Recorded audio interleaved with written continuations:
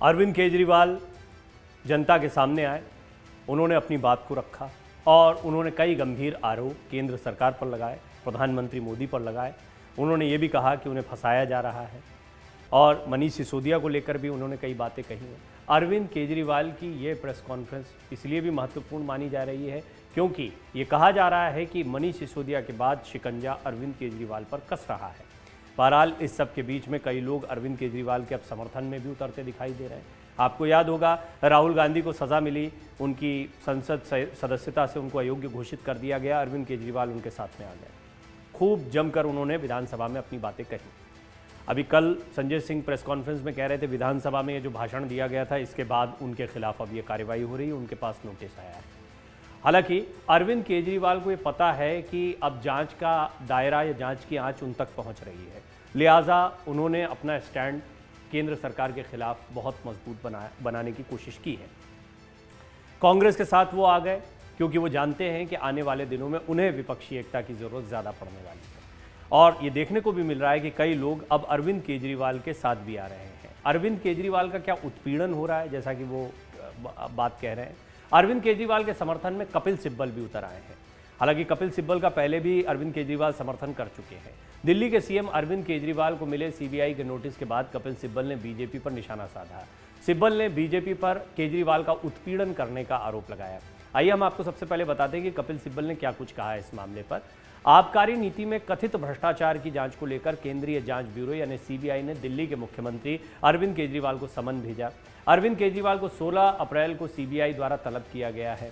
मामले की जांच के लिए अरविंद केजरीवाल को भेजे गए समन के बाद अब सियासी पारा काफी बढ़ गया है।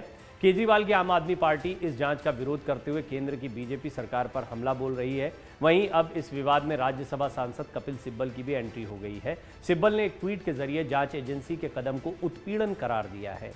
केजरीवाल को मिले सीबीआई के नोटिस के बाद कपिल सिब्बल ने अपने ट्वीट में लिखा, सीबीआई ने केजरीवाल को समन भेजा है। भाजपा का कहना है कि यह कानूनी तरीका है, मेरी राय यह है कि निश्चित रूप से उत्पीड़न है। आपको बता दें केंद्रीय मंत्री रहे कपिल सिब्बल ने पिछले साल मई में कांग्रेस छोड़ दी थी और समाजवादी पार्टी के समर्थन से एक स्वतंत्र सदस्य के रूप में राज्यसभा के लिए चुने गए। उन्होंने हाल ही में अन्याय से लड़ने के उद्देश्य से गैर चुनावी मंच इंसाफ शुरू किया, जिसका अरविंद केजरीवाल ने भी समर्थन किया था। यानी कपिल सिब्बल का समर्थन अरविंद केजरीवाल पहले भी कर चुके हैं। कि जितनी कानूनी लड़ाइयाँ चल रही हैं, जिस तरह के मामले सामने आ रहे हैं, उसमें कपिल सिब्बल बहुत महत्वपूर्ण भी हो गए क्योंकि कानून के जानकार तो हैं ही, एक सफल वकील भी हैं और ऐसे कई मामलों में वो विपक्ष के कई दलों को राहत दिलवा चुके हैं। निश्चित तौर पर अरविंद केजरीवाल के लिए भी वो कानूनी मोर्चे पर एक उम्मीद की किरण हो सकते हैं, लेकिन फिलहाल राजनीतिक मोर्चे पर या ट्विटर के जरिए अपनी राजनीतिक बात को रखते हुए भी कपिल सिब्बल अरविंद केजरीवाल के साथ दिखाई पड़ रहे हैं। वो ये बता रहे हैं कि ये उनका उत्पीड़न हो रहा है। राज्यसभा सदस्य सिब्बल ने शनिवार को घोषणा की थी कि देश में मौजूद अन्याय का मुकाबला करने के लिए वो इंसाफ नामक मंच गठित कर रहे हैं। उन्होंने गैर भाजपाई मुख्यमंत्रियों और विपक्षी दलों के अन्य नेताओं से सहयोग की मांग भी की थी, जिसके बाद केजरीवाल ने ट्वीट किया था कि ये कपिल सिब्बल साहब की बहुत महत्वपूर्ण पहल है, मैं सभी से इससे जुड़ने की अपील करता हूं और हम मिलकर अन्याय का मुकाबला करेंगे। सिब्बल के इस मंच को विपक्षी दलों के नेताओं का लगातार समर्थन मिल रहा है।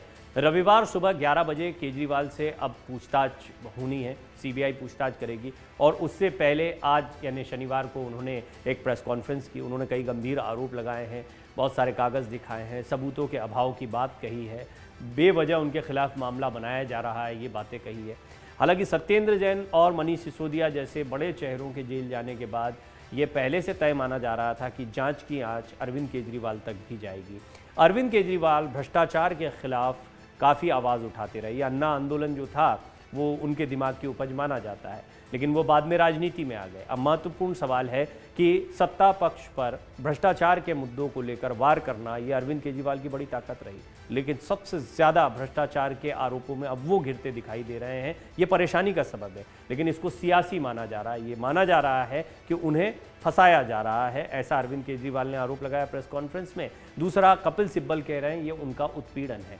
सीबीआई द्वारा जारी नोटिस के मुताबिक केजरीवाल को मामले में गवाह के तौर पर जांच दल के सवालों का जवाब देने के लिए रविवार सुबह 11 बजे एजेंसी मुख्यालय में पेश होने के लिए बुलाया गया है। सीबीआई ने आबकारी नीति घोटाला मामले में केजरीवाल को 16 अप्रैल को पेश होने के लिए एक नोटिस भी भेजा था। सीएम केजरीवाल को तलब किया गया है इसके लिए। वहीं इस कार्रवाई पर आम आदमी पार्टी ने आरोप लगाया कि भारतीय जनता पार्टी दिल्ली के मुख्यमंत्री को मनगढ़ंत आबकारी नीति मामले में गिरफ्तार करने की साजिश कर रही है। बकायदा अरविंद केजरीवाल ने इस पर प्रेस कॉन्फ्रेंस भी की। आम आदमी पार्टी ने सीबीआई की ओर से मुख्यमंत्री अरविंद केजरीवाल को समन भेजने को प्रधानमंत्री नरेंद्र मोदी की साजिश करार दिया है। संजय सिंह भी इससे पहले प्रेस कॉन्फ्रेंस कर चुके हैं। नोटिस के बाद ही उन्होंने प्रेस कॉन्फ्रेंस कर दी थी। उन्होंने कहा था कि केजरीवाल ने विधानसभा में अदानी की कंपनी में लाखों करोड़ रुपए काला धन मोदी का लगा होने का दावा किया था। उसी दिन से उनके खिलाफ मोदी ने साजिश रचनी शुरू कर दी और आज सीबीआई का समन भी आ गया। मगर इस समन से भ्रष्टाचार के खिलाफ केजरीवाल की लड़ाई रुकने वाली नहीं है।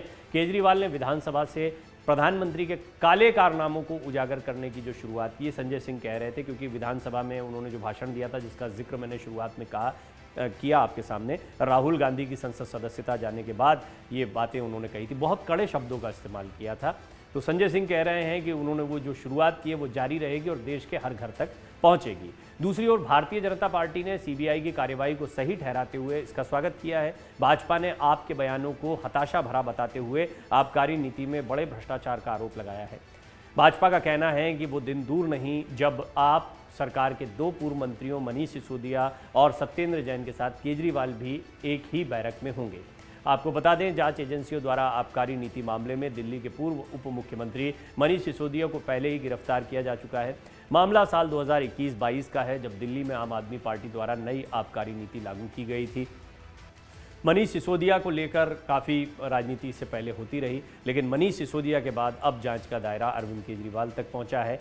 सीबीआई ने उन्हें पूछताछ के लिए बुलाया है। निश्चित तौर पर यह उनके लिए बहुत परेशानी का सबब माना जा रहा है।